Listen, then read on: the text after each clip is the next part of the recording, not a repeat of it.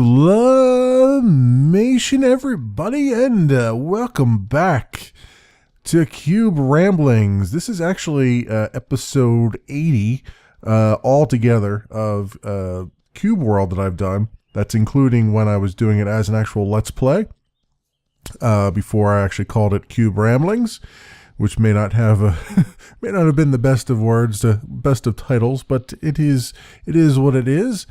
For me, it is Saturday night of February the 14th, 2015. I was going to say 2013. That is certainly not the day. By the way, this is me recording after having a beer, so this will be an interesting episode, I'd say, of Cube Ramblings. Don't usually do one after having a beer, but I really needed one this weekend. Because of everything that has been going on. And of course, it is also happy Singles Awareness Day to everybody, whatever's left of it. There's not too much left here. It's almost midnight for me, so you can understand why I am sitting here with a beer in my hand right now because of that. So I'm back after missing last week. That really could not be helped. I actually did not have anything recorded, and when I came home, I had family things to do, and by the time I got home, it was like 8 o'clock at night, 8:30 at night, and it takes an hour and 10 minutes of actual recording of the gameplay footage, and then another 3 to 4 hours of actual collecting all the news items up and what I'm going to talk about, all the topics and things like that, because I don't actually pull those things off the top of my head, believe it or not. I have a little spreadsheet here in Google Docs that I throw some ideas into, as well as links and everything else. And then the rendering of that takes, another hour or so, and then, uploading it and getting all the description together with all the timestamps. I got to listen to it back again to get all the timestamps. Yeah, it was pretty much, I pretty much said, yeah, there's no way in hell I'm going to get this out last week. So I sort of aborted it at the last moment and just put other footage that I had lying around on my machine from live streams and whatnot out last week. That is my story, and that's why I'm sticking to it. It has been very interesting. The last couple weeks have been really odd and weird, and I've talked about this before on Cube Ramblings and other things, that my schedule was going to be kind of messed up for a little bit. It should hopefully now be stabilizing again. There's been some changes that have been happening for me. Basically, I can actually talk a little bit about it now because decisions have been made finally. But I have been in the process over the last couple weeks of changing jobs. Still being a programmer, but just changing the companies I'm working for. And I have finally done it. I finally, made the I'm in the process of making a transition right now. I'm just, I have another week or two before I actually start the new job. And then, there'll be a little bit of time in there where I need to get used to the schedule and everything else, so on and so forth. But I think it's safe for me to say that now that is done for the most part, I should be getting back to a relatively stable schedule again, which is very cool and awesome for everybody involved, including myself, because I hate being inconsistent with things and trying to scramble and scrounge for things at the last moment and all that stuff. I still like to be able to deliver at least one video a day, and so far I've been able to keep up with that, which is tremendously awesome for me. I've never been able to be that consistent with anything for as long as I can remember. So that's very cool. So that's why I've been sort of, a bit distant. I've been trying to get things done. It's, being a programmer, I don't know what it's like in other professions, but I know in the software development profession, interviews are very nerve-wracking. because it's such a large spectrum of information that you have to keep in your brain that you have no idea like what you're going to encounter, like what questions you're going to get, because obviously they have to test that you have some sort of technical knowledge, so they got to ask you some technical questions, but you have no idea what questions they're going to ask, and try as you might, you really can't prepare for them. I you know, even though I have 11 years experience, I still get extremely nervous when it comes to doing interviews, when trying to get job interviews done, and it's mostly because of that. I was sitting down at nighttime, rather than recording videos, I was, refreshing all my skill sets, because you never know what they're going to ask, and I'm looking at all the low-level driver information again and getting up to speed on all that. Even though I probably would know it when I walked in there, it's you don't usually use that stuff that often, right? And you don't know what they're going to ask. So there's been many times I've walked into an interview and they've asked things like, how do you set the transaction isolation level on this, old JDBC driver for that thing? And it's like, oh, geez, man, I've done that like twice. I've had to do that twice, because most of that low-level code is it's written once when you come into a company, and then you inherit it from whoever wrote it 20 years ago, and then you maybe fix a bug in it here and there, but then that's about it, right? So it's I try to make sure I brush up on all that, because you never know what they might ask, and you don't want to seem like an idiot, because you can do it. I know all that stuff. It's just you don't use it for such a long time, it's not going to immediately come back to your brain, and then you spend 10 minutes there trying to, clear your throat. There's only so many times you can clear your throat before you have to actually give an answer. So that's why I've been very unfocused, very non-concentrated on the gaming YouTube stuff, just because I've been going through that. But that is done. I've accepted a job, and things should be getting a little bit better. Things should be getting a lot better, but things should be getting better as more consistent on the channel and everything else of that nature. But I don't want to talk too much about that. I want to talk about some games and things that have been going on, and other stuff like that. Although it is technically a rambling session, so I guess I could ramble on about pretty much anything, but I try to keep it at least somewhat on topic. As far as things that I've been looking at, though, I have been having some, even though I haven't been recording that much, I have been, keeping my eyes open, and whenever free time I get, trying to play some things. And I've also been trying to figure out what to do with Minecraft right now, because I still enjoy the game, I still want to play it, but it's been I said way back when that I was going to do 1 week of Signs of Life and then 1 week of Minecraft, and unfortunately I haven't been able to deliver on that yet, mostly to reasons outside of my control. The LCM server has been struggling lately with the latest patch updates. We're on, I think, 1.8.2 pre-release 6 or something like that, and the server's been up and down constantly. I've managed to get a few things started, or a few things make some more progress on them, but not enough to say stamp an episode out of it. And I want to address some of the ideas that, I should have Minecraft episodes that actually accomplish things. And I try to do that with other series too. I try to have episodes that actually accomplish things. Unfortunately, that means that a lot of my episodes are run, 30 minutes or more on some of these other games, when really I'd probably be better served by having a 15 or 20 minute episode. But, a lot of that, some of that is, yes, I could edit better. That's certainly a thing.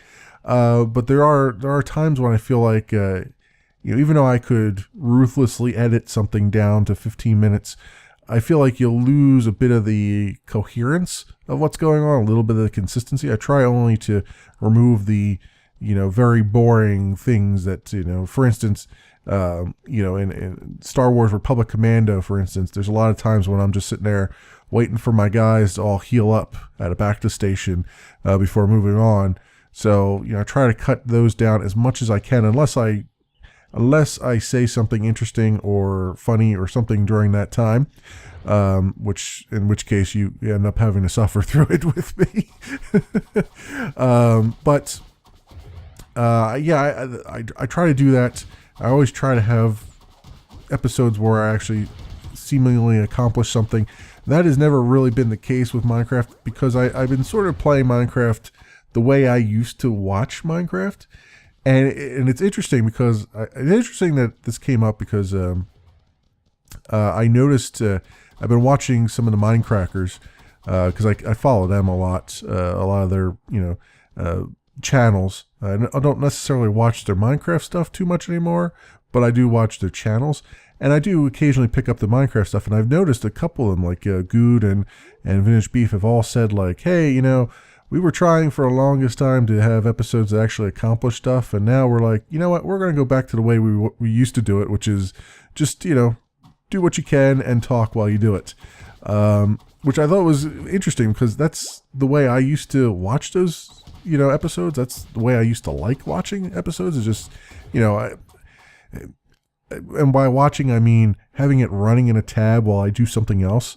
Usually while I'm off mining in Minecraft or doing something else of that nature, because there's not much visually that I'm going to look at from a Minecraft episode, unless until they actually have something done, right? If I might glance over from time to time at my laptop screen while it's running and say, oh, okay, I see where they're going for, or I see, if they point something out like, hey, I don't know what this is going to look like, or something like that. But for the most part, it's one of those things where you just kind of listen to them talk, and while you're doing other things. And it looked like they had all tried to push for the let's get something accomplished every episode. And so their episodes started getting fewer and fewer and far between, because, sometimes to get something accomplished takes, days and days of, many, many hours of work. I remember Zisto tweeting out couple weeks ago that he was working on something for something like 30 hours just to get one episode done, and that's that just shows you the grand scope of things, how long it takes to actually get something that is decent enough to be shown and decent enough to show progress. And I've been sort of like skirting the line of just, let me just walk and talk and do things. It's just an excuse to play Minecraft. Much like Cube Ramblings is an excuse for me to continue playing Cube World. But what I've been thinking, I have sort of a crazy plan, right? So the problem is, A, I need to get something accomplished. B, the server is up and down. And C, sometimes I'm not as inspired by things. Like I like working on a multiplayer server because I like being able to look around and see other things being built. But I've noticed, there's long periods of time, much longer than even, than I'm inactive, where a lot of other people are just inactive, or they're doing something but it's not immediately visible. And I also have periods of time where it's just like I get on there and I want to do stuff in the community, do some sort of community builds, something around spawn, but sometimes I just don't have any inspiration, right? I don't know what I'm going to do there, because I try to keep it small. I try to keep it with some kind of theme. I also try to stick with whatever kinds of themes I see around the area. Like I don't try to make something that sticks out like a sore thumb. Although the gym that I was working on in the last season did kind of stick out like a sore thumb a bit. But that's generally what I try to do. But it's very hard to stay I guess it's very hard to keep inspired by it. And I've been thinking a lot of like, hey, maybe I should do single player Minecraft sometimes. And then of course you think about single player Minecraft, you're like, well, I could go back to doing modded stuff. And I'm like, not really. As much as I like the modded stuff, especially since, you can run a server locally and have it run, overnight and do all the mining and stuff for you, and you come back and all you have to do is use the tools that have already been mined for you, or use the resources that have already been mined for you. But it's still, you're playing always in an old version because it's hard for them to keep up to date, and it's not, it's cool and all, but I see the focus has been with a lot of the modded packs now has been just hardcore Minecraft, and it's like hardcore questing system. I'm like, not really, not really my cup of tea. I can see where people are coming from, but honestly, I would probably go for a lighter shade of gray there, and just say, hey, let me do a lighter Minecraft series, a lightly modded Minecraft series. And I thought, you know what I really need is just probably just a vanilla single player series. But I'm going to do something weird, I think, with a twist. I think I'll give it a little bit of something different. Maybe not earth-shatteringly different, but it'll be a little bit different. I don't want to spoil it because I also don't want to really announce it yet because I don't know if I'm going to do it. Because I've been also looking at Medieval Engineers, which is the new one that has come out, new one in alpha, very early alpha that has come out from Keen Software House. They're the ones that have done Minor Wars 2081 and also Space Engineers. You would think I would play more Space Engineers than I do, but I just, again, I don't feel very inspired by Space Engineers. Like, there's just nothing really that suits my fancy yet in that game, even though it's a pretty fantastic game. There's a lot of good stuff going on in there. It's just not really, I don't feel inspired by anything yet to do it. And Medieval Engineers is very early on now, where it's not even, you don't even have a survival mode yet. It's more of just all creative stuff. But I feel, even in its current state, I feel a little bit more inspired by that than I do most other things, because it gives me a lot of different customization options that you just don't get from a cube-based game like Minecraft. So I've been kind of looking at that. I did a little bit off camera with that, in a little test world to just get used to the controls and used to all the, the way you do things in there. It's still a bit rough around the edges for a lot of things. So I'm kind of waiting on it a little bit. I have ideas I want to do in there, but I'm not sure how I want that to be, right? Because it's like, on the one hand, I still enjoy Minecraft. I still want to play Minecraft, but I also have always been trying to keep it to a minimum on the channel, because I don't want the channel to be inundated with, people looking for Minecraft or that, and also I don't want it to be inundated with just one game either. I do want to have a variety of stuff on there because I love playing a variety of things. So I've been debating back and forth in my brain as to whether or not I want to do, like, just say, Minecraft would just be even, more of a outlier where I just do it every so often and focus on Medieval Engineers, or I can just say, no, you know what, let's refocus on Minecraft, and then Medieval Engineers will be just an occasional thing. And my initial thought is I'll probably go the Minecraft route, because, as I said, I'm cooking up sort of a weird scheme that's not really, earth-shattering, but it's something that's been in my brain for a little bit, and I wanted to try it. Still be on the LCM server, but I might also bring some single player stuff in. We'll see.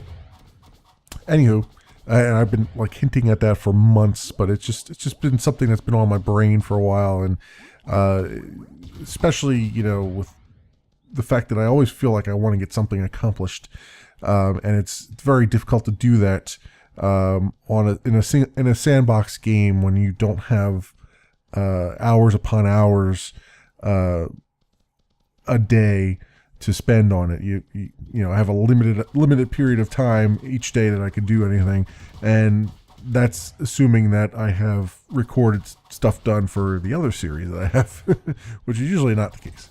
But I think I've rambled on enough about Minecraft and Medieval Engineers. I got in on the the early access to the early access. They had it up on their Keen Software House, had it up on their store front for a day, and I went and purchased it there, and I got a Steam key out of it. So it's I have it on Steam right now, and I loaded it up, installed it, played a little bit of it, one of the creative modes.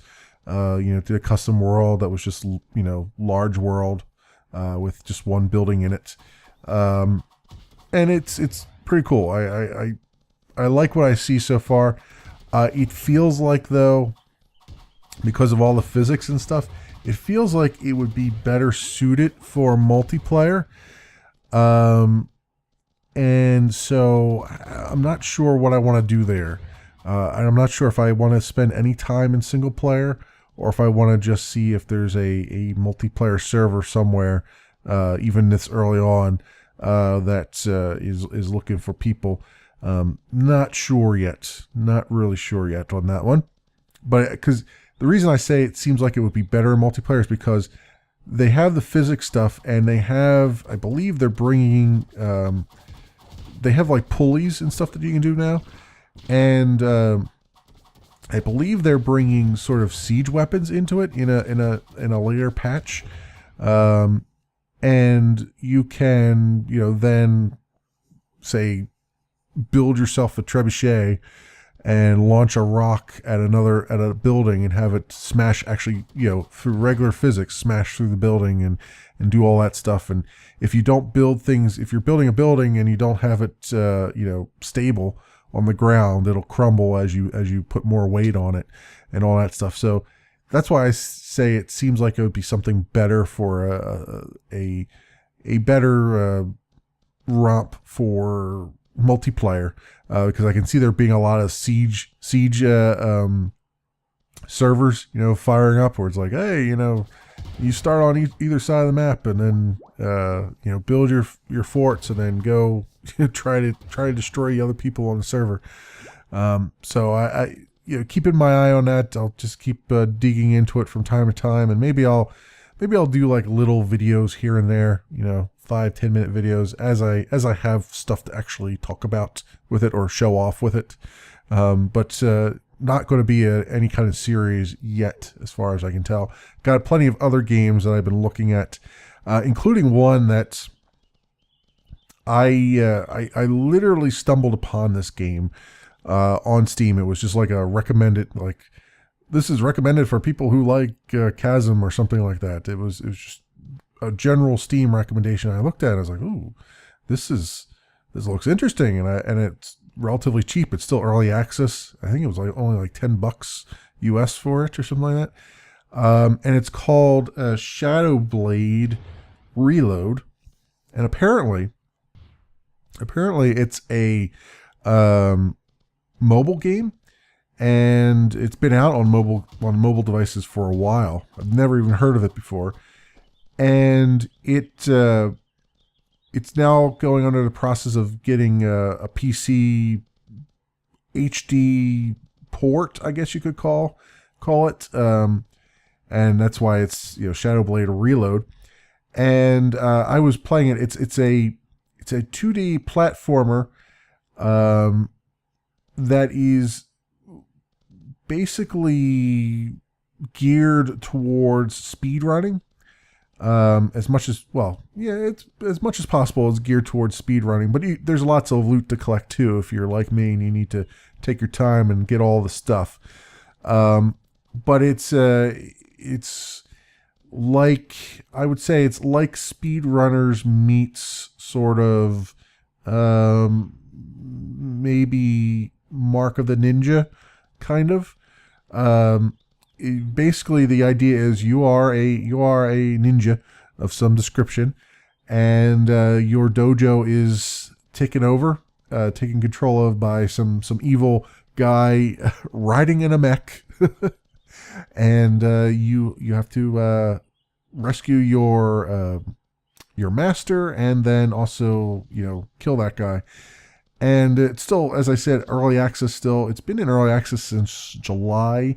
The controls are pretty good, although I was having some trouble from time to time where your guy just gets stuck running to the left. And even though you're not pushing any buttons on the gamepad at all. So I don't know if that's just a gamepad thing or if that's like a keyboard thing as well, if you're using the keyboard to do things. But it's really fun. It's fun enough that I played it, like I saw it in my library. I bought it, and then it sat in my library for a little bit, and then I saw it and I was like, oh, because I was looking for stuff to live stream on Friday, yesterday, and I didn't live stream that. I live streamed something else, but I saw it in there. I was like, oh, let me install this and play it after the live stream was over. And I sat up for about 2 hours just playing the thing, and I'm like, oh man, this is awesome. This is a hell of a lot of fun. So this morning, as soon as I got up, I was like, okay, I gotta record this. This is going to be a series, even though the last thing I need right now is another series. This is going to be a series because I'm enjoying the hell out of it. So I have recorded 2 episodes of it, and I will be inserting them somewhere in the schedule. Probably, I mean, it's an indie developer, so it's, like I said, I'm not going to follow my whole indie versus AAA thing anymore, as far as, the days of the week that they're going to be. But I'm going to probably put that in the Saturday, Monday slot. So perhaps I will have that for you Monday. Perhaps I will even do it after this. I'm not quite sure. I don't think so. I think I'm just going to. I don't have any live stream stuff to upload for after Cube Ramblings here, so I figure maybe I'll just leave it as Cube Ramblings for now, and then we'll reset the clock for next week. Also, I took a break next week, so I'm off from everything. I've taken off from life next week. So I will have plenty of time, hopefully, to actually sit down and record things and get a back catalog again, so we can get back onto some sort of schedule. Although there are plenty of things around the house here that I have not touched in ages, and now are under about 2 inches of dust, so I probably will have to do some actual life things as well, but I will try to do those while something is rendering. This is my life now. I need to put a load of laundry in. Do I have something to render? Okay, let me render this first, and then I'll put a load of laundry in. This is now Memory Leak's life right now. Am I about ready to record Cube Ramblings? Better get a beer out of the fridge. I can't laugh too much because I still have a bit of a cold. You can probably hear it. I am still a little bit. It's one of those seasonal colds. And I've been pretty good the last couple of years. I only get one a year now, and it's usually around this time in the winter time, and it lasts for about a week, and it's just really a sinuses thing. Like I'm all clogged up, I'm all choked up here. But then and it usually lasts for about a week, and then it tapers off and goes away. I'm sort of on the tail end of it right now. It's kind of kicking still, but I can say that I'm on the tail end of it because I've gone through about 6 boxes of tissues. So that's usually how many I go through when I get this cold like this. So I would say I'm certainly improving. I certainly feel like I'm improving. Although that might be the alcohol making me feel like I'm improving as well. It's making me feel sexy too, I suppose. I don't call it Cube Ramblings for nothing, my friends. And so Shadowblade Reload. You expect to see that on my channel soonish. I was trying to make those episodes short, and then I ended up making them like the standard half an hour. So sorry. I might cut them down to like 20 minutes or so going forward. We'll see. It depends on how much editing I actually do, because I do fail quite often in there, so I'll probably edit out some of the repeated failures that are bordering insanity. Keep doing the same thing over and over and over again, and expecting a different outcome and not getting that different outcome, that kind of thing. So some more news here.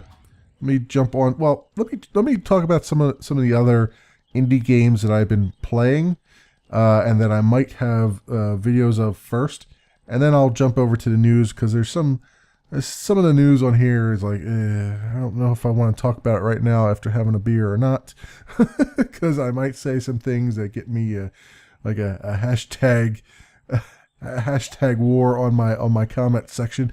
But we'll talk about. I was playing a little bit of games. Speaking of the Shadowblade Reload, the 2D platformer thing. I was playing another platformer.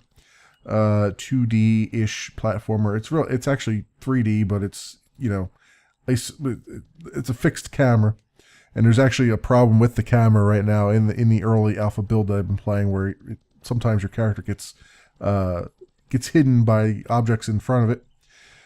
It's called Woolfe, the Red Hood Diaries, and still very, very early on in development, still very early access on Steam. Very interesting premise. It's basically you are it's kind of like a Grimm Tales type of thing, like a Grimm Brothers interpretation of old fairy tales, but it's just really focusing on one fairy tale, and that's the Little Red Riding Hood, and you are essentially Red Riding Hood, or Red, if you will. And your father, your mother died. Your father also died, supposedly by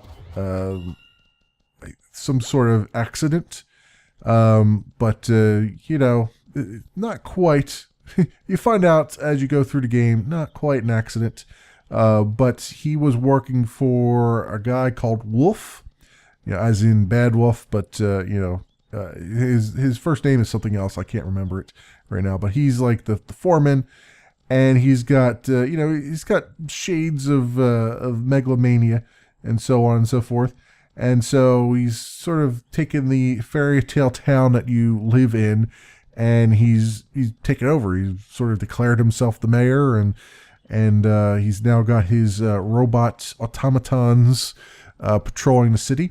And the idea is you got to just platform your way through the city, try to avoid as much of the robots as you can, because you're not really much of a fighter. Although you do get a weapon, you're still not you're not the greatest with it until you level up a bit as you go along. But it's mostly just trying to find paths around the city, try to sneak past things, and so on and so forth. And it's pretty cool. It's got a really neat aesthetic look to it. And I guess that's what attracts me the most to it. The mechanics of it are they're about what you would expect. Especially when you're playing with let me take that back for a moment. It would probably be better playing it with a controller. I tried playing it with my 360 controller, and it's got controller in the menu options, but it would not work. It would not work at all. I don't know if it might be the fact that my my joystick is also plugged in, and it couldn't figure out that I wanted my gamepad instead of the joystick, and maybe it was thinking the joystick was the primary input. I don't know.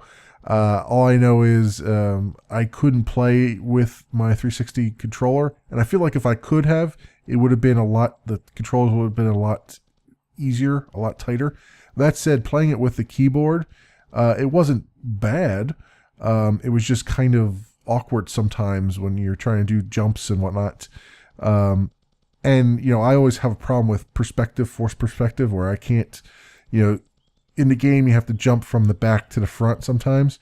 And I always tend to miss that. I always mess up when I do that because I can't judge the distance properly from my computer screen a lot of times. I have that problem a lot. You see me with that problem in the spatials too, where even though I have a grid there to help me, I still can't quite place things correctly the way I want them to be placed because of the isometric view, and I can't really judge where I'm putting stuff at. And I don't know why I have that problem. I guess maybe it's some kind of hand-eye coordination thing. I don't know. But it's one of my problems that I had with the game. The other thing is it's still, as I said, very early, so there's some audio problems. The camera is a bit of a problem because it's fixed. It's a fixed camera. It won't move around at all, even when your character is obscured by something. So it makes some of the puzzles in the game, and by puzzles I mean they're very light puzzles, which is why I guess I like the game, because if it was heavy on the puzzles, I would be, or I should say heavy on the difficulty of the puzzles, I would probably not play it because I'm not good at puzzle games. But it's a light puzzler. The puzzles aren't that difficult to figure out. At least not yet anyway. So that was pretty good. That's why I enjoyed that. Enjoyed playing some of that. That again, very, very early on yet. So I'm just, you might want to go and just keep your eye on it. Maybe put it on your wish list or something and see what it looks like. I wouldn't buy it right now because, like I said, it's still there's a good amount of content in there. There's no bosses in it yet. Like there was a boss area that I came up on and it just said under construction. All you had to do was run by it. But there are still some glitches that are kind of infuriating a little bit. And I say infuriating in a loving fashion. It's not, I knew going into it that there would be glitches. It's very early, but some of them are, annoying with the frequency at which they glitches. So just something to keep on your radar in case it's something you like. You like the 2D platformers. Also, if you are a fan of the old school Mario Kart stuff, back from I believe the Super Nintendo days, if I remember correctly, is when I played it. I can never remember sometimes. It's, after 20 years, all of your Nintendo and your Super Nintendo games just sort of mesh together into one ball. And you're like, oh, I don't remember. Did I play that on Nintendo or did I play it on Super Nintendo? And then you think about the graphics. You're like, okay, well, it had, 256 color graphics. So maybe it was, maybe it was Super Nintendo. So I'm pretty sure that the original Mario Kart was on Super Nintendo. If you're a fan of that, there is a game that I kickstarted that I have access to. It's not available generally to the public yet, but I've been playing around with it a little bit because I just got an alpha build out of some of the racetracks. It's called Super Indy Karts. Again, something to keep on your radar for the future, because it's if you like if you like the Mario Kart stuff, the original Mario Kart, this will bring back a lot of nostalgia for you. I may do a video of it, mostly just sort of to give feedback in the hopes that the developer will be able to use some of that feedback. Not really for any other purpose than that. But it's a good start. There's just a lot of problems as far as the courses concerned. The courses don't feel very well planned or well executed, I should say. The backdrops are very well done. The aesthetics are pretty well done. There is a problem a lot with I have a lot of problems with the contrast between a lot of the colors. So sometimes I just can't tell if I'm on the road or if I'm on the dirt unless my car is, well into it and I can't move. And there was even a problem with one level where I ran into a wall consistently because it didn't look like a wall to me. It just looked like part of the ground.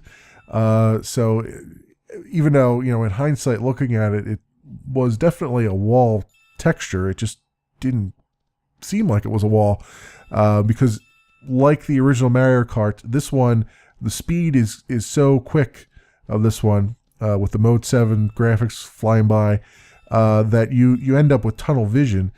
And as part of that, you can't really judge where you're at on the track. There is a mini map there, but you can't really look at it while you're driving because you're going so fast. And some of the placement of a lot of the boosters on the track are kind of weird, where it will, there might be a booster on the track that you just cannot avoid, and it will just send you careening into a wall, and there's no way to sort of control that right now, unless I guess you could jump over it so it doesn't do that, but it's I feel like the courses need a bunch of work. The aesthetics are good, very classic, look and feel to them, but I would say the actual contrast of the graphics and also of the colors, and also the some of the course layouts need to just be retooled, I would say, quite a bit. So that's Super Indie Karts. That was just something I wanted to throw out there. It's something to keep an eye on. There's they have a website. I'll probably link you to that because I don't think there's a article out there anywhere yet on it, or if there was, it's it's from many months ago. So I've been playing a lot of that. Also, since we're talking about Kickstarter, I just kickstarted a game called Neptune Have Mercy, and I will link you to a Rock Paper Shotgun article that talks about it and gives you a little bit of the video and everything. It's I think it's described as a Echo the Dolphin meets like a standard shoot 'em up, I guess. Well, I guess Echo the Dolphin kind of was a shoot 'em up. I'm not quite sure how you would what two games you would cross to get this. But basically, you are a submarine going around, in a side scroller. You're picking up ores. You're doing crafting. You're upgrading the sub. You're fighting off, sea monsters, all kinds of stuff like that. So it looks really interesting. And they are, I believe they are already hit their Kickstarter goal, maybe, possibly. I haven't checked, honestly, but they're, I think they did, but I can't remember. But yeah, it looks really cool. It's very, very colorful and sparkly too. If you look at the videos that I link you to in the Rock Paper Shotgun article, you'll get a better look and better feel of it.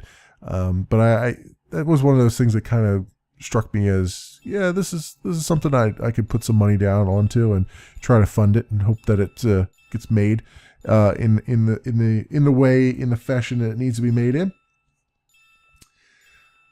And also another Kickstarter that I've kickstarted is called Starr Mazer, and this is another one of those mashups. And that almost always gets my motor running. There's people who listen to mashups on on satellite radio, where they mash up two popular songs and all that stuff. Well, I kickstart mashups of video games. I'm not quite hipster yet, but maybe I'm nerdster a little bit. But they are the Starr Mazer is so here's how they describe it. I have the Kickstarter page up.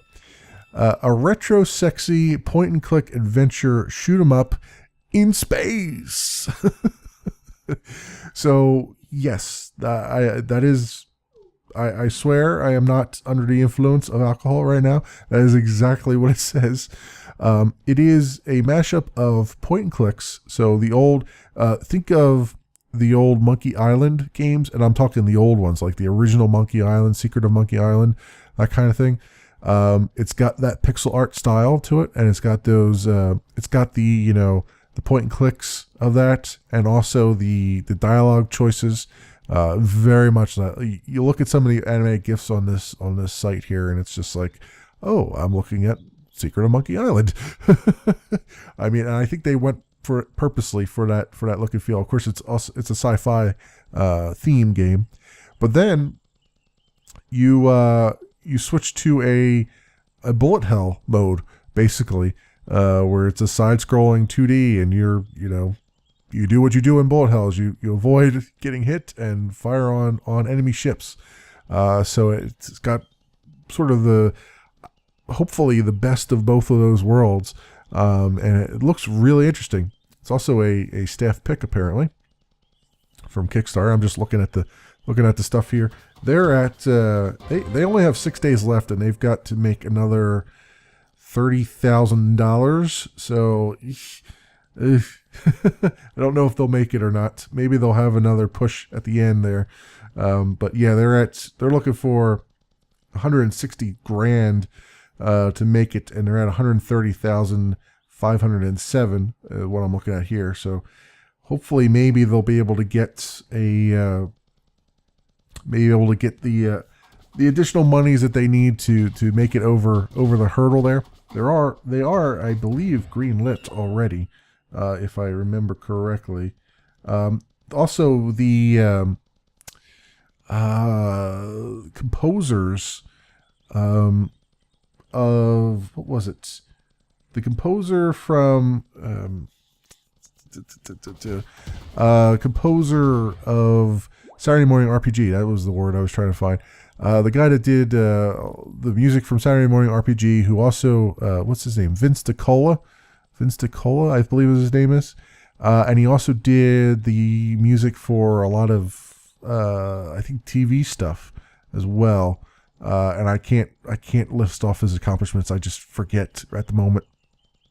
But he is also apparently doing some of the music for Starr Mazer. Also, there was another well-known musical or game musician doing some of the music for Starr Mazer. So looks like they've got a good crew here, and I would imagine most of that money is probably going towards paying for them, paying for the music. I don't think they have a breakdown here. I'm looking very quickly to see if there's some sort of breakdown. Game developer. So, yeah, music. Alex Maurer. That's the in-house one. Yeah, I can't. I don't see it here immediately. Usually, there's like some sort of pie chart somewhere. It's like, hey, this is where everything's going, but I don't see one on here. But I'm pretty sure, I'm fairly certain that this was the one that had all the famous composers giving some love to it. So you might want to keep an eye on that as well. I believe I have a link, or I will have a link to an article that talks about it a little bit more. And you'll be able to take a look at it for yourself and take a look at the Kickstarter video they have there. So that is a thing. That is a thing and a half. Also, so a little bit of follow up. We got some numbers here from the Awesome Games Done Quick charity marathon. that happened back in January. They apparently, so 9 million people watched at least 90 minutes of video from the live stream. They've raised a total of $1.58 million for charity. I believe it was the Prevent Cancer Foundation. Yep, my memory is actually working somewhat, which is good. And that's really cool. I've been continuing to watch. That was all the for those unaware, that was all the speed running that was going on Twitch during January. During a week during January, and it's a yearly thing that they do. So very cool to see that they've raised that kind of money. I've been still watching a lot of the recorded video that they've put up on YouTube from some of the runs. It's fascinating to me to see some of these games just get absolutely trashed as far as time goes. Just getting through them really quickly. And it's particularly fun for me to watch it because being a programmer, I can kind of see, like, you hear them talking about random number manipulations and various other things. I'm like, and as a programmer, I'm just sitting there, I'm hearing code in my head, like, oh yeah, I see what they're doing. Like, oh yeah, they're they got this. There was no memory protection in place, so they managed to manipulate some bytecodes some opcodes onto the stack, and then get it to run that arbitrary code, which was basically a jump instruction to jump far to some other memory reference or some other memory location, and now all of a sudden the game is playing the end credits, that kind of thing. So very cool stuff to see, particularly for me. I like hearing the explanations of the things that they're doing for the older games, especially for like Nintendo and Genesis and all that stuff. So props to them for doing all that and getting all that stuff done. There's also a bunch of, I'll link you to the Polygon article on it. They have a whole infographic there of other interesting things, like the most used emoticon and various other things during the chat. I think there was like 3-point-something million lines of chat that happened during the whole event, or something crazy like that. So very, very awesome. So we've got that. Also, there is apparently somehow this never popped up on my radar, or it did pop up on my radar, and then I was like, I don't know what that's talking about, and I never followed up on it. Apparently EA and DICE are working on a game called Star Wars Battlefront.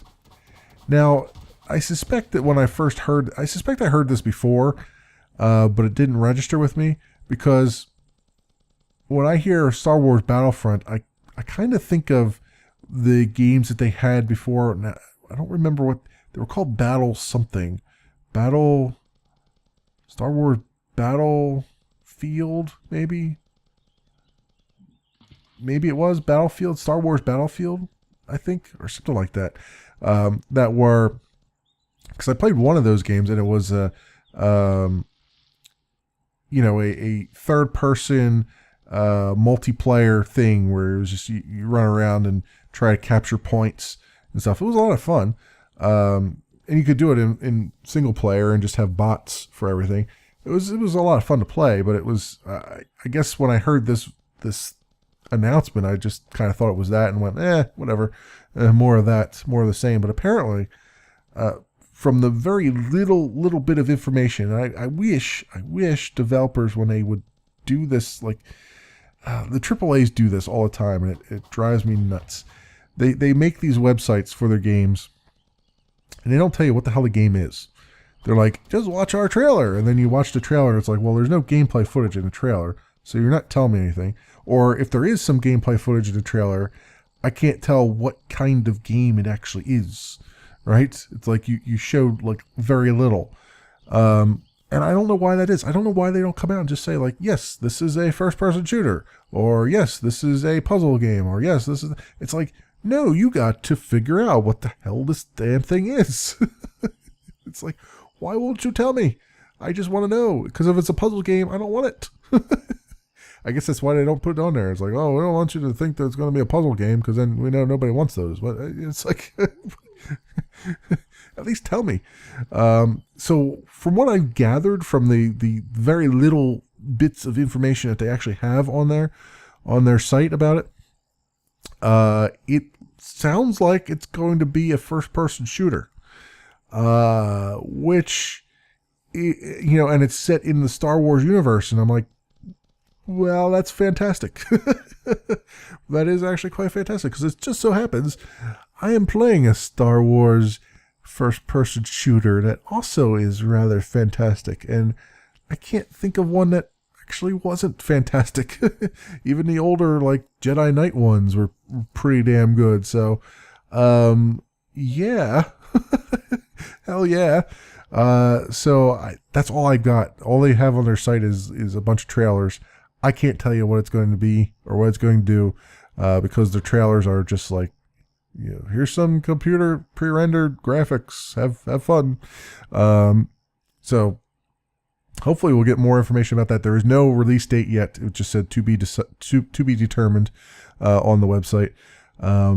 So now it's on everybody else's radar, because it was barely a blip on mine, and all of a sudden I was like, oh wait, hang on, there might be something here. So there you go. Also, there's a new D&D game, Dungeons and Dragons game, that's been announced, called Sword Coast Legends, and it's coming from the director of Dragon Age Origins, and I believe some of the team of Dragon Age Origins has come up with this, and it's, I don't have a whole lot of information on it because it's still very early, but from the screenshots, it looks like sort of a classic Neverwinter Nights-esque view of the game, where you have your character portraits on the... It looked a lot like Divinity Original Sin, except there wasn't as many cluttered, UI things on the UI. It was mostly character portraits and, your health bars and stuff like that. And it looked a lot like the old Neverwinter stuff. And apparently it's going to take place, obviously, Sword Coast is from Faerun, right? From the realm of Faerun. So that is usually, D&D 3.5 or 3rd edition rules. That was the lead realm. The Forgotten Realms was the lead realm for 3rd edition rules, and 3.5 rule sets, and then the 4th edition was Daggerfall, not Daggerfall, Dragonfall, something like that. That was, I think, the lead off for 4th edition rules. Apparently, though, this one is going to follow the new 5th edition rules, from what I've gathered on the website, and it will be set in the Forgotten Realms. So that's going to be interesting. I'm kind of interested to see what the 5th edition rules actually have. I've heard the 4th edition sucked, and I only played Dungeons and Dragons Online, which is the 4th edition rules, and it didn't seem that bad. But I guess it only sucks if you're the Dungeon Master and not really so much as the player, or if you're doing it pen and paper style is really when the rules sets seem to matter most. But yeah, apparently it's going to use the 5th edition rules, which are so far getting a lot of good reviews, good feedback, from what I can gather. So that might be interesting. I'd like to revisit the Sword Coast and see maybe Neverwinter and what is that? I can never remember the name of that town, that city, right on the coast that's near Neverwinter. It's the, I think the phrase is like the city of sails or something like that, because it's got a whole dock district, and I can never remember remember the name of it, but it'd be kind of cool to see all that stuff, I think. Yeah. I don't have much else to say about that, because again, it's very, very early information I have here to go on. But I will leave you a link either to an article or to, I think I have an article here. Yeah, there's a Eurogamer article that I have a link to that talks a little bit more about that, so you can take a look at that and see what you think. And something else I've been playing. So I played Out There, the game called Out There, on my Android tablet many, many moons ago. Played quite a bit of it. And I mentioned a while ago that they were coming out with something called the Omega Edition, which would be an upgraded version of it. I don't know what happened. I thought initially it was going to be an upgraded version of, the Android version, that you would get it for free, and also get it on the and then also a PC version. But for some reason, it looks like there's just the PC version right now.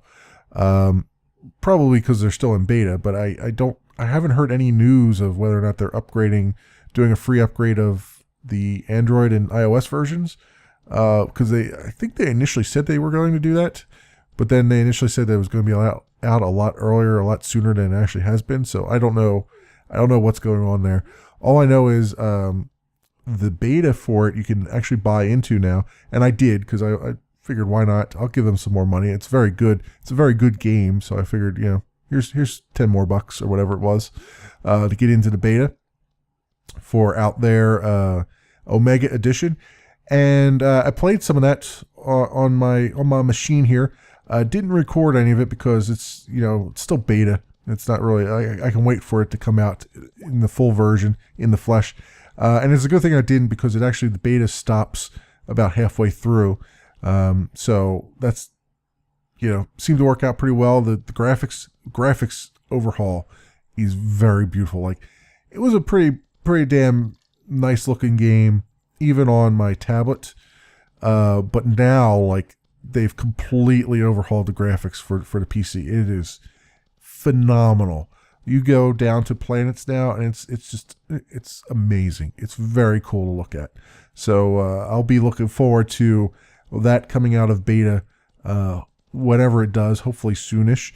But there's Out There Omega Edition. I will leave you a link to the Rock Paper Shotgun article that talks a little bit more about it and gives you a little bit more details. It's a very cool game. You want to take a gander at that. It's definitely a game appropriate for mobile devices, because there's a lot of just text-based, very casual, very text-based thing going on there. It's a lot like Sorcery, which I'm doing now, doing an LP of right now. Except it's where Sorcery is more the choose your own adventure thing. Out There is more of a FTL-ish take on it, where it's like, yes, there's a lot of random events that happen, and you can there's other mechanics in there, like, hey, I need to manage my ships, and I need to manage my resources and things of that nature. So it's kind of closer to FTL than it is, say, a choose your own adventure thing, but it still has a lot of text and a lot of encounters that you need to be mindful of. All right, trying to recover a little bit here. My throat's starting to close up a bit, but we've got some more time, quite a more time here to keep on going. I just need to get my groove back on. My sinuses are just like, this is what happens when I'm sick, is like my sinuses just constantly open and close as just at random, and just it I go from being perfectly normal to being Flem McFlennington the Scot Flem McFlennington from one moment to the next here. Also, was a good segue for me to buy some time as I look through my list. Homeworld Remastered. Guys, seriously. Homeworld. Yes. The RTS that made me fall in love with actual RTSs. Well, yes, it really did. I mean, there were things before Homeworld, but I was always frustrated with RTSs because of the, resetting to 0 every time you go onto a new map. It was always something that just kind of really frustrated me. And Homeworld was the first one that sort of opened my eyes to being like, hey, you can do a real-time strategy and balance it in such a way that you can just, you don't have to start from 0 every time you go to a new map. You can bring your stuff with you. And ever since then, I've never looked back. Whenever I find an RTS that's like, here you go, back to 0 again, I always get very frustrated and end up just never playing it again. StarCraft.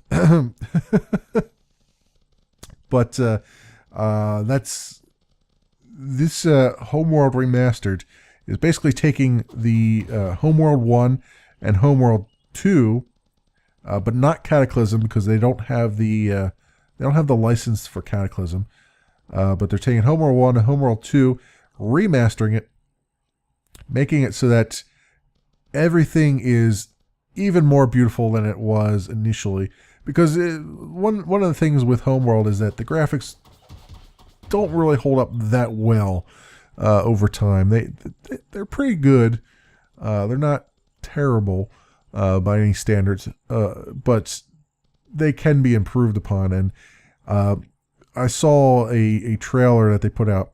It was like not the first, but it was 37 minutes of gameplay. And they were showing off all the explosions, and they were showing off the new mothership with all the polygons. And they're like, yeah, the original mothership, the model itself with all the textures was something like 100 and something kilobytes, I think. I feel like that's too low. 100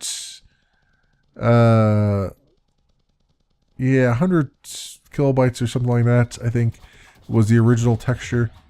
And now with the brand new textures, it's something like 200 megs or something like that now of stuff. So it's vastly improved.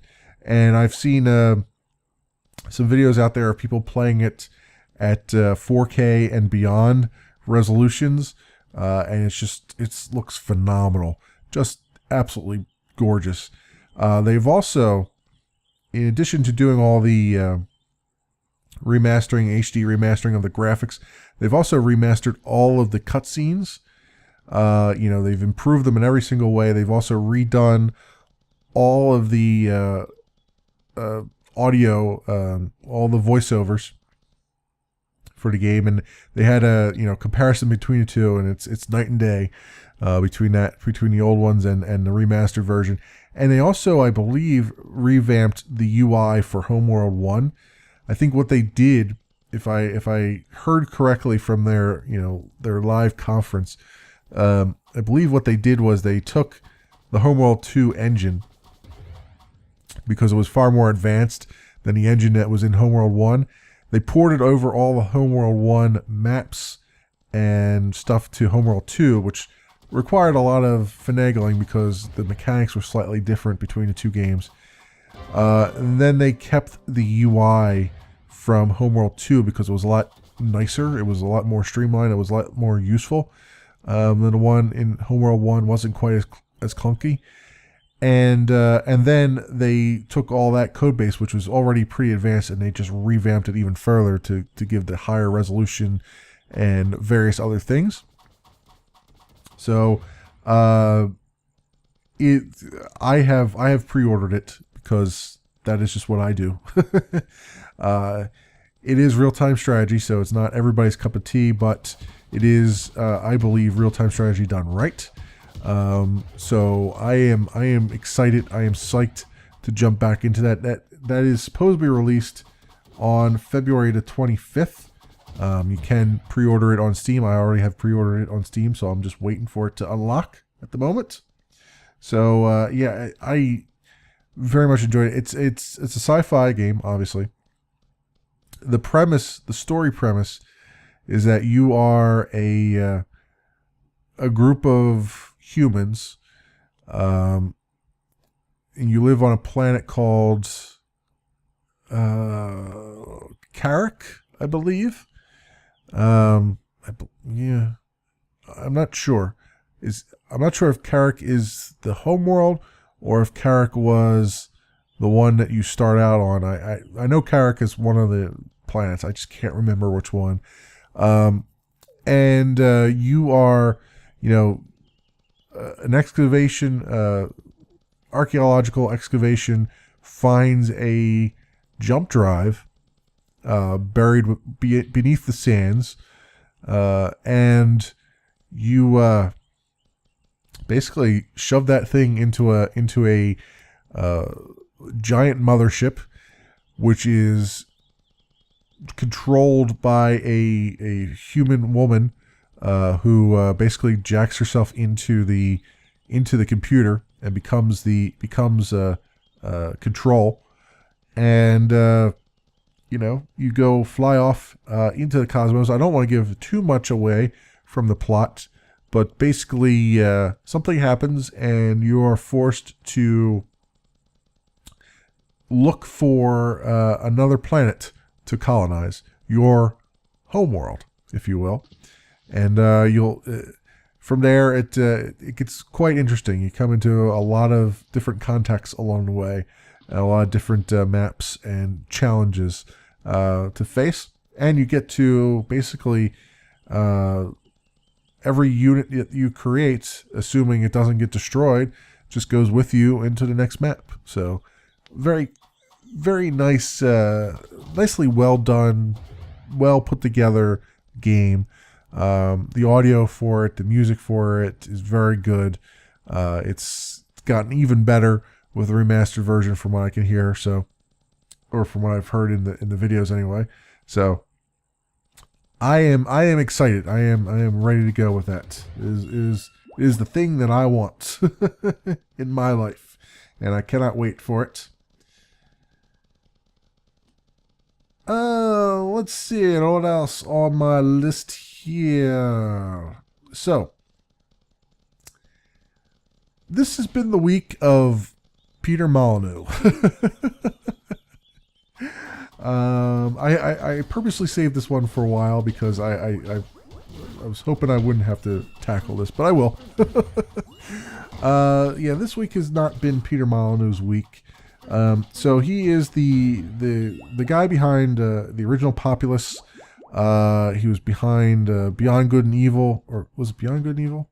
Yeah, Beyond Good and Evil, and various like God games and management simulation games, various games he's been behind. A staple in the industry, if you will. He launched a couple of years ago a Kickstarter campaign for a new God game called Godus, and it was supposed to be basically Populous for a new generation, and raised a whole bunch of money. I think it was like $580,000, and they only needed $450,000 or something like that. They raised more money than what they needed. They had all these stretch goals put together,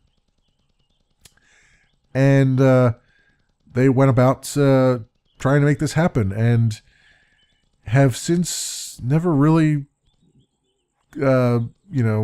met their goals as far as it goes. It's still very much in development, but apparently the development is somewhat in peril.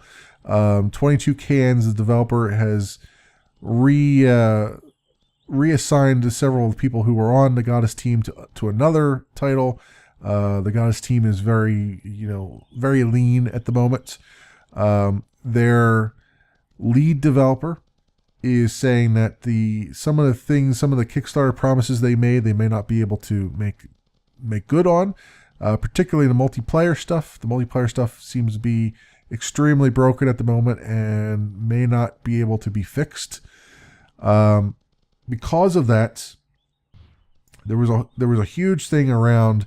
There was like a side thing that happened called Curiosity Cube, which was something that Molyneux launched while Godus was, going for Kickstarter stuff, and they had a winner, and the winner of that would be crowned the God of Gods in the new game, Godus game, and basically be able to, invade other people's multiplayer sessions and do all kinds of nice, weird changes to things in the hub world, and would also apparently get a portion of the revenue of the game being sold.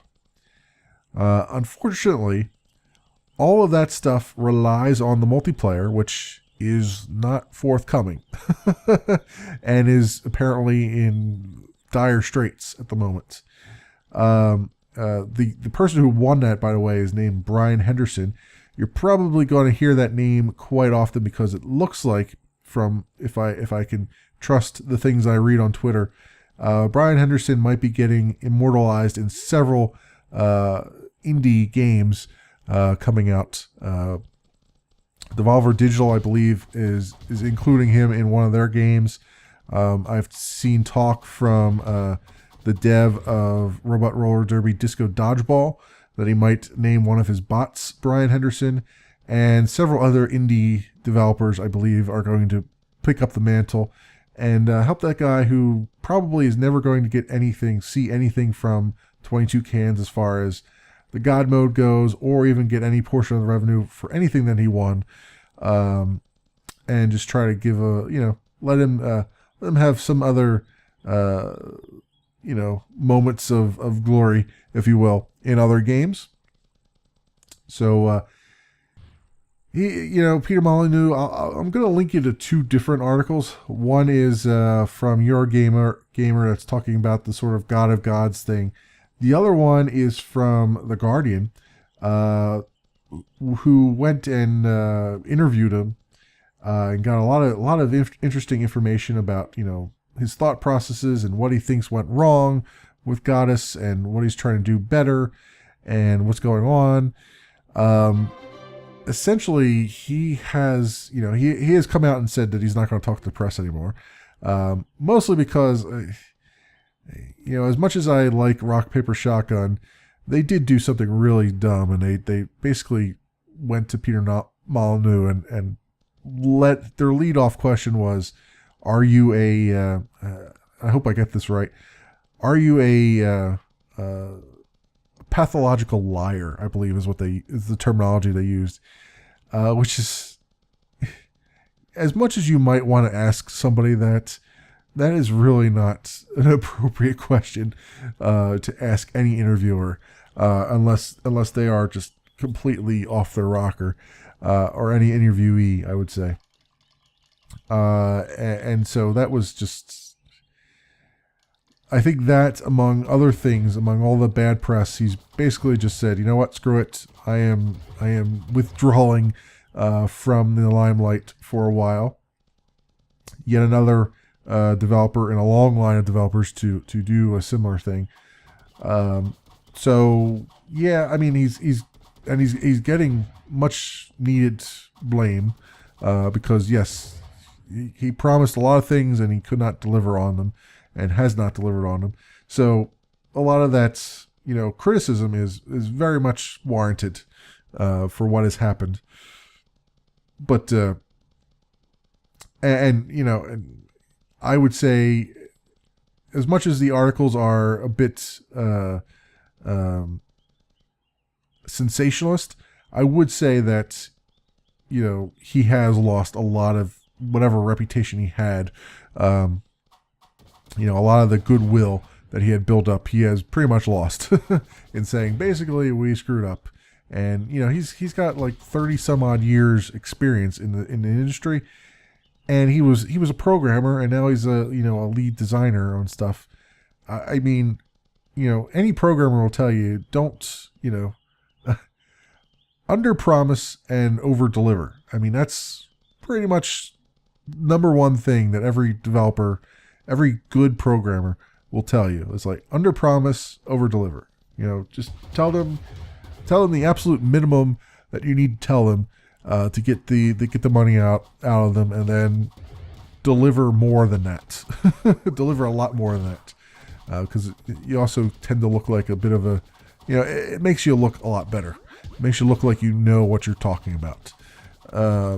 And he seemed to have fallen into the trap of just, let me tell you everything in the world. Let me promise you the world, and then I will just make sure that you are let down at some point in the future. And he acknowledges that too. So it's good that he has done some of that soul reflection, but still deserving of the criticism that he has gotten.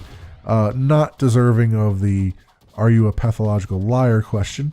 That is a bit ridiculous. That's not the kind of thing that a polite person would ever engage in saying to somebody, regardless of how true it might or might not be. That's just not something you do. That's not something that a reasonable person should ever engage in, unless you're in the midst of a comedy show. My opinion only. My slightly drunken opinion from that. I've had one beer, so I shouldn't be slightly drunken, but I feel slightly drunken. It's been a while since I've had a beer. All right, just give me a break here. My liver's trying here. Oh man. So that is pretty much the debacle as far as Godus is concerned. I'm kind of glad I didn't back it. I played Populous back in the day.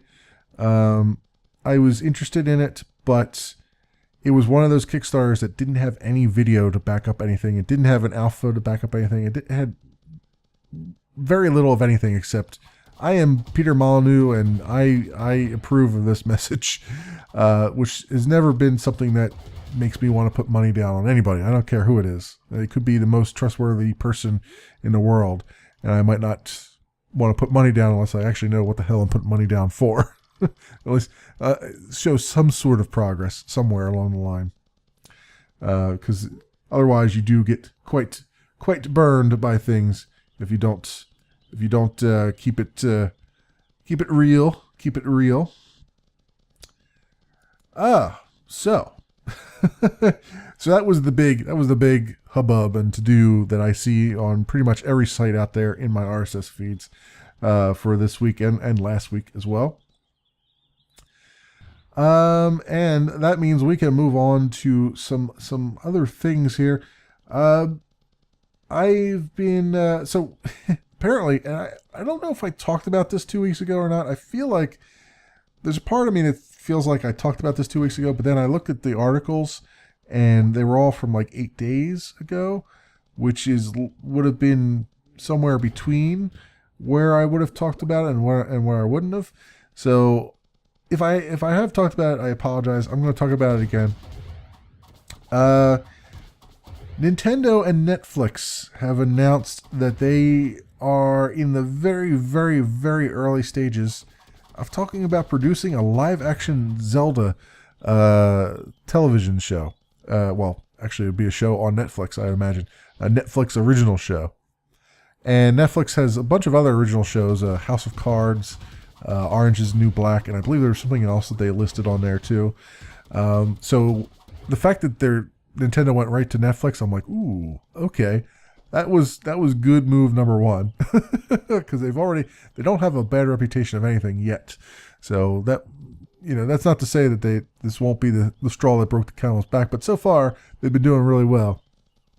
So that was good move number one. Number two, I remember an animated Zelda television series. It was during the Super Mario Brothers Super Show. Most of the time it was Mario, but there was also, occasionally you would get a Zelda episode, and I absolutely loved the Legend of Zelda episode. That's where the whole meme of excuse me, princess. That's where that came from. That was now I found this out many years later, after many years after the fact. But I remember as a kid thinking to myself, man, every time I see this, it's like the same episodes over and over again. Like I was always waiting for it. Like Mario was okay, the Mario animated series was all right, but it was not as good as the Zelda series. The Zelda series was more interesting to me. And I just remember as a kid, like, oh man, I've seen this episode before. Why do I keep seeing the same episodes? And I found out many years after the fact that I believe there was only 20 episodes or 21 episodes of that created. And it might be even less than that, if my memory serves me, which it usually doesn't. But yeah, there was not very many episodes of that series that was made. It got canceled very early on, but it was still running in syndication over and over and over again. And it was by a Canadian company, if I'm not mistaken. And that is why I kept seeing the same repeats over and over again. But it was still fantastic. I loved it.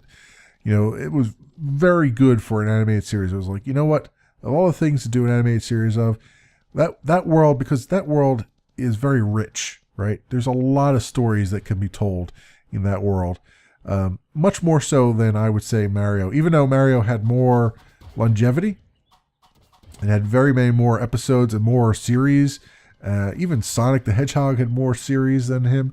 I still feel like Legend of Zelda was where it was at. That was the right series for the right time. It just never took off. Unfortunately. I think that was the biggest problem with it. But the idea that they're going to do a live action series, I can see it. It's a world that lends itself to it, especially with the Game of Thrones and everything else that we see now. I could see there being a live action Legend of Zelda. There was an April Fool's joke even that went out where people went and went to great lengths to make a trailer for a movie. That was non-existent. That was a Legend of Zelda movie, and they had a horse in it and everything else. It was well done. It was a well done trailer, but it was just a funny thing for an April Fool's joke to pull. But the fact that they might be able to do that as a live action thing is quite awesome. I think it'll be. I'm kind of excited for it. I would watch it. I would most definitely watch it. I don't really watch anything else. I watch other things on Netflix, like old, Star Trek episodes and stuff like that. But I don't watch any of the new, like any of the Netflix series, like House of Cards or any of that stuff. Wasn't that interested in it. But if this came to the service, oh yeah, I'd be interested in it. I'd be watching it. I'd be watching it left and right. If for any other reason than for the for the nostalgia factor of it. And oh, what the hell is this? We've got ourselves an Ember Golem. I have never seen an Ember Golem in this game at all. This is weird. That's really strange. All right, well, I guess we're gonna take this guy on. Let's make sure that we eat up and get healed up and everything. And while we're healing up, I'll continue talking and rambling about The Legend of Zelda here. So it'd be very cool to see that they're... the only unfortunate thing about it is that their tagline for it is that it's going to be... They're going for a Game of Thrones for a family audience. And I'm like, that is probably the most hilarious thing you could ever say. It's like, it's going to be like Game of Thrones, only for families. It's like, okay. So basically what you're telling me is everybody's going to die, but there won't be any tits. That's what you're saying, right? Which, hey, I'm okay with that, but still, I think that's hilarious. A hilarious description of it. I'm pretty sure there's not enough characters in The Legend of Zelda that you can kill them all off that easily like that. But I can see what they were probably thinking in their heads. It's just not the hilariousness that came out of it. So that's a thing. So yeah, I'll link it to. Do I have there's an article here that I'll link you to about it. You can read up a little bit more on it. But yeah, that was something I had to pick out there and take a look at. Also, well, speaking of Game of Thrones, I finished Game of Thrones episode 2. You guys have seen that; it's been on the channel for a little bit. Went through it all in one sitting, like I did last time with episode 1, and it was okay. It was merely okay. Now that I've had a chance to really think about it some more, it was merely okay. There was some good parts to it, and there were some interesting plot advancements, but it is very quickly getting into the meme of every choice you make is terrible. Right? It doesn't really matter what choice you make. Everyone is going to end up in some terrible spot. Which I kind of figured going in that was what it was going to be. And that is how to be truly, to keep up with the show and to keep up with the theme of the books. Pretty much every choice has to be terrible. But it's still rather hilarious to see it in video game form. There was a lot of, trying to set up threads for the next episode. So there was, everything pretty much at the wall was boring, but, I can see that they're trying to set it up for later. So you kind of had to take some of the boring stuff with the other stuff because you know that it's, there's many more episodes to come yet. And, it was pretty good. I'm waiting for Tales from the Borderlands to come out. The episode 2 of that to come out. What I saw, it was supposed to be out like the 25th of February, but I don't think that's going to happen because there hasn't been any talk about it at all. But then again, it might just be hey, yes, we are actually coming out then, or not. Because the article I saw that mentioned that said it was back from November, so it's entirely possible that it's just taking longer. But there still hasn't been any official word as to when it's going to come out. So I'm keeping an open mind. I'm waiting. I can't wait. I can't wait to see the episode 2 of that, because episode 1 was hilarious, and I can only imagine that episode 2 is going to be more of the same. So I'm hoping. I'm waiting and hoping for that to come out. Can't wait. Can't wait at all. Can't wait. Also, some other news that's it's kind of old now, but it would have been news that I would have talked about last week, but I'll talk about it this week since there was no last week. AOL. Yes, AOL is still around. AOL has shut down Joystiq, Massively, and WOWInsider. Those. Oh, guys, on our map there, we might have found the thing that we were looking for all these years. I'm going to walk over to it, and while I walk over to it, let me talk about AOL shutdown here. I'll link you to the Kotaku article that talks about it, but basically, Joystiq and Massively and WOWInsider are all shut down. AOL was doing a bunch of restructuring, as they tend to do from one year to the next, and that is what they've done. So unfortunately, Joystiq, I'd never used Massively. Massively was the MMO, news site. WoWInsider, I've never played World of Warcraft, so there was no reason for me to be on there. But Joystiq, I frequented quite a bit, and I thought it was pretty good. The articles were better. They had their ups and downs as far as writing goes, but I've been following Joystiq for a while, and it is a shame to see them go.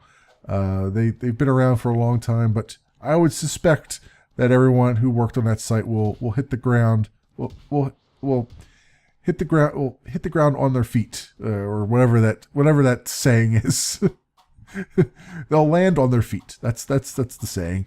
Hit the ground on their feet. Yeah, like you would hit it any other way. Anywho, let's talk a little bit about what's going on the screen here. These Ember Golems. That Ember Golem is under attack by something. And yeah, these guys are really difficult. They're really difficult to fight. But it looks to me like we have found the lava lands. Ooh, look at the everything's turning. The sky is turning red and everything. Yes, this is got to be it. This has got to be the lava lands. Oh man, it has been a year and a half, over a year and a half of me playing this game before I finally found one of these things. We've been looking for this forever. I've been going through all these biomes trying to find it, day in and day, week in and week out, hours at a time. And it looks like we have finally found the last biome that I have not found yet on the game, and that is the lava lands. This is the only other biome so far in, this version of the game, the alpha version here, that I have not discovered yet. There are new biomes supposedly for, that are going to be introduced in a later patch, whenever we get that later patch. But this is the only one in the original vanilla stuff that I have not encountered. It looks like everything is there's some fire beetles here, which makes a lot of sense. Everything is high XP. That guy apparently likes my name. Thank you very much. And oh yeah, we are going to explore the hell out of this thing, because it's taken me forever and a day to make it to this point. This is a momentous day. I'm gonna end up tweeting this out, tweeting out a picture of this. But yeah, we have made it. Take a nice look around here, and we have also made it to the end of the episode. Thanks so much for watching, everybody, and I will see you next Sunday.